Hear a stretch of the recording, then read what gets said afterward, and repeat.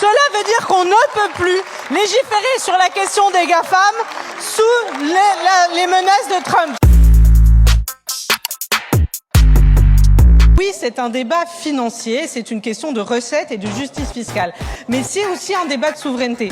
On a un vrai problème de dépendance aux outils américains et vous l'avez dit, Donald Trump l'utilise pour faire pression, y compris des pressions politiques. Nous avons un magistrat français, Nicolas Guilloux, qui exerce à la Cour pénale internationale. Il préside la chambre préliminaire sur la situation de Gaza. Eh bien, aujourd'hui, il est privé d'accès à l'ensemble de ces outils numériques qui passent par les États-Unis en raison des positions qu'il exerce lors de son travail. Ceci est inacceptable. Ils sont 15 000 personnes qui, comme ça, ont été privées de leur accès numérique.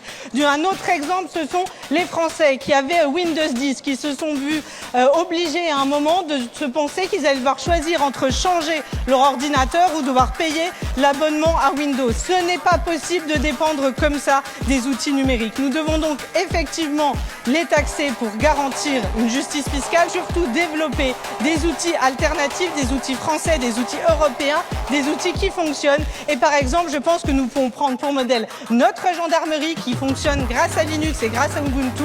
Ça s'appelle d'ailleurs le Jambuntu. Donc oui, ça fonctionne. On peut réussir, mais c'est vrai, on peut réussir à développer des outils pertinents français qui garantissent notre souveraineté.